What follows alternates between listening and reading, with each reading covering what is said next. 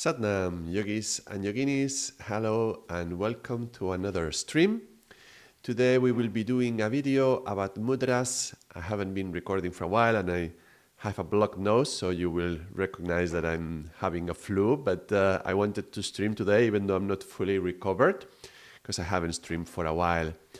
And we have an interesting conversation today because there's often in the yogic teachings when we find that for some meditations or some kriyas, the position of the hands for men and women are different. And I wanted to clarify a few details about this. I just got a question about this from a colleague, a friend of mine, a trainer as well, of Kundalini Yoga. And she was asking me about a particular meditation, and I was like, that's an interesting one. So we will talk in general about mudras and male and female, and then we will go into this particular meditation, and I will show it as an example. So the thing is, surprise, surprise, men and women are different, and there is some biological differences that are evident in our DNA, and as we incarnate into this male body or female body, there's going to be some particular differences that are going to be quite evident when we are practicing yoga, and outside of the yoga space. I'm sorry, my head is a little bit foggy with the flu. But yeah, outside of the yoga space, we recognize men, there is more yang energy, women is more yin energy. But when we are going to apply the yogic teachings and when we are going to be doing some meditation, some kriyas, then what's going to happen with this difference between the yin and the yang? Well, then we account for this with certain mudras. An example of this is when we are joining the hands in Venus lock. This is this mudra like this.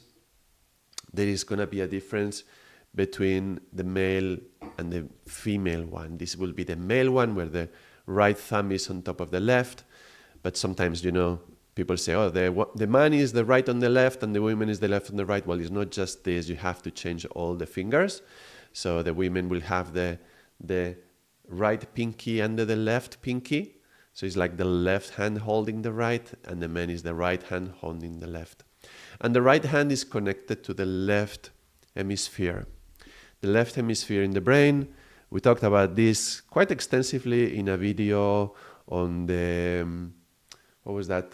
It was a course on the mind. We did a course on how the mind works, and there's this one part is the butterfly mind, and it talks about the left and the right hemispheres of the brain and how different they are, and how men have a predominant tendency to go towards the left, more logical, and the women have a more predominant access to the right, which is more creative.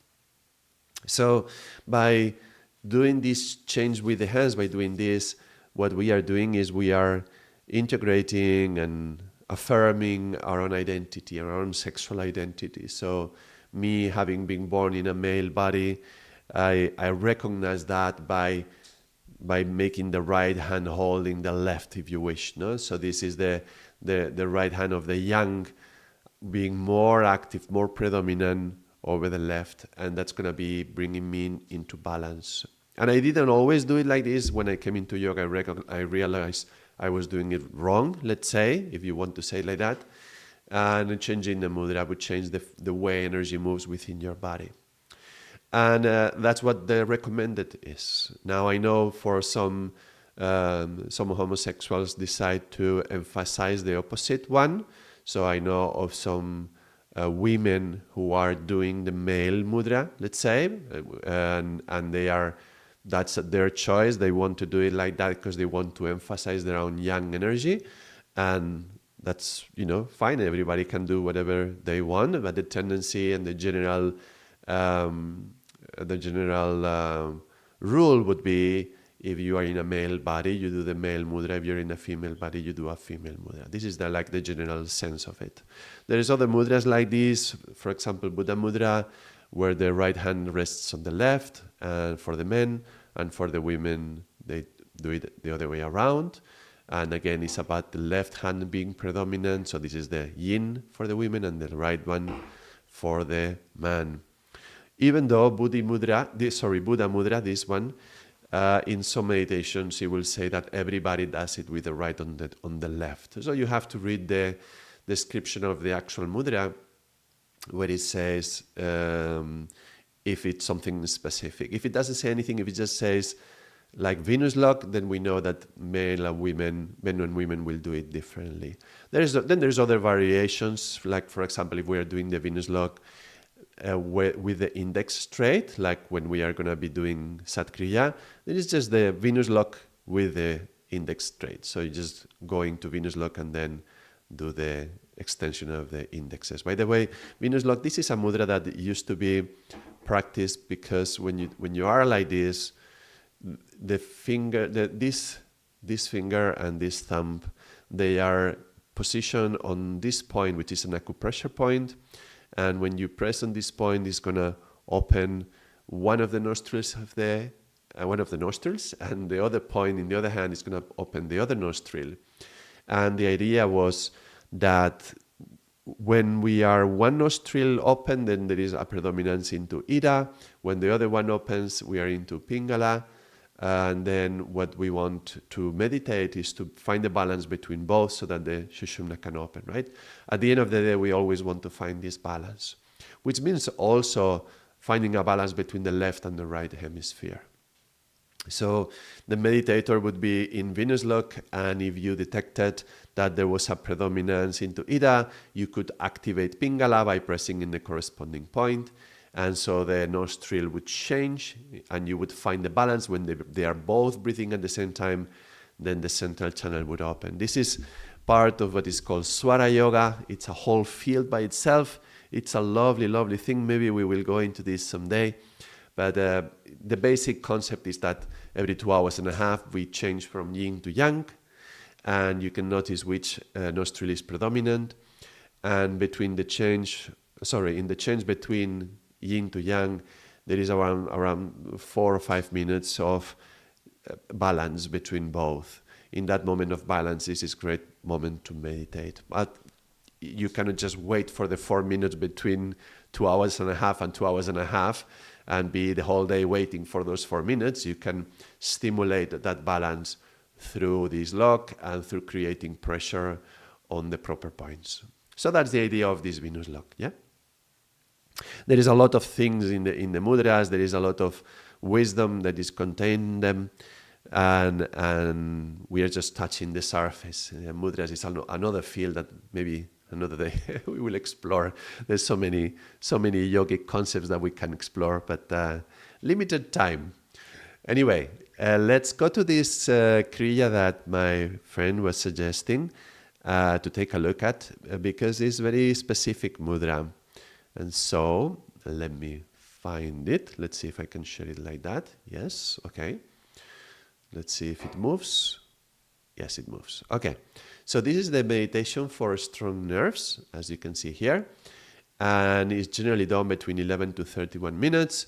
It's in a book called I Am a Woman, but it's not just for women. It's for women and men. So it's found in that book, but you can, it's for anyone. And it was designed for the gray period of the planet and to bring mental balance.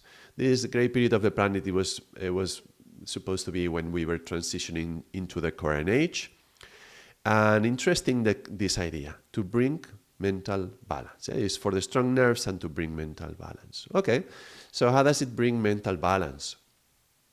Well, this is the position of the body. And is pose, neck lock. Left hand is in Ravi Mudra. Sometimes we call it Surya Mudra as well. And the thumb is touching the sun finger. Yeah? So this will be like this. Yeah? This is the sun finger. That's why it's called sometimes Surya, because sun means, Surya means sun. Yeah? And you do it like this. Yeah?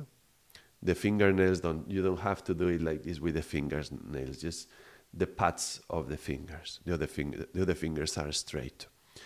And the hand is pointing forward. Yeah. And the mudra is at the level of the ear, palm facing forward. Okay, all right. The right hand is in Buddhi Mudra, with the thumb tip and Mercury finger touching, resting in the lap palm up. So Buddha Mudra is when we were doing like this, but Buddhi Mudra is when we connect the thumb and the little finger. And this is the Mercury finger, yeah? And we said that this is a mudra for communication.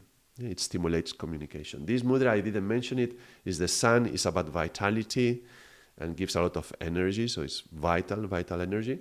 So this is communication, all right? We will see what that implies. And the hand is resting in the lap, palm up. And the males reverse the position so that the right hand has thumb and ring finger touching, hand at the ear level, and the left hand is in the lap with the thumb and little fingers touching. The eyes are 1/10 open. They are not fully closed, and when we keep the eyes 1/10 open, that means that there is an activation of the brain. We do want to have an activation of the brain in this case because we are actually trying to balance it. So you keep it active, make the breath long and deep, because if you make it long and deep also, that's going to be helpful to the balance. Long and deep breath means you do a long inhale and long exhale, and you try to make the inhale as long as the exhale and deep. So that's going to be balancing the inhale and the exhale. So you're balancing also prana and apana. And the idea is that this balance is going to be brought into the brain. But in which way? Well, it's very interesting. Let's take the men, for example. Yeah, how do men do it? He says, reverse the position so that the right hand is in Surya Mudra. Now, if the right hand is in Surya Mudra, remember that we mentioned how the right hand is associated with the left hemisphere, and the left hemisphere is the one that is predominantly active in the man. And the right hand in Surya Mudra means that there is a vitality, there is energy that is activating that hemisphere, which is naturally predominant in the man. But it says that put the hand next to the ear. By the way, you may be seeing me the other way around because this camera like mirrors the image. I believe you may be seeing, and it may look like I'm raising my left hand, but I'm not raising, I'm raising my right hand because I'm a male. Yeah. So it's interesting that it says, put the mudra by the ear. Now that's going to stimulate the listening aspect. Listening, yeah? So the right hand connected to the left hemisphere. I'm pointing here, but remember, this is the left for me. This is my left hemisphere. So I am stimulating the listening in my left hemisphere. Now, the left hemisphere is the one that is more analytical and logical and more one thing at a time and, one step after another and structure and calculated, all those things. And he's saying, look, he's saying, listen. It's saying to that hemisphere, listen, yeah? Very significant. The other hand, in Buddhi Mudra, on the lap is very restful, and Buddhi Mudra means communication. So it's telling to the right hemisphere, because the left hand is going to be connected to the right hemisphere, is saying, communicate. Yeah, that's the Buddhi Mudra. It stimulates the communication.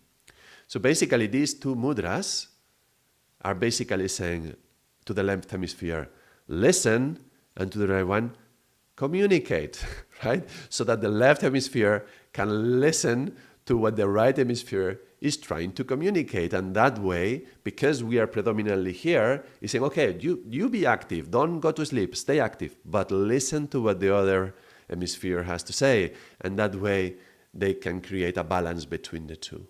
So that's how it brings the balance in the two hemispheres, particularly in men. So for women, it will be the other way around. Women have the most instinctive impulse. The first natural response comes from the emotional side, the more creative aspect of the right hemisphere.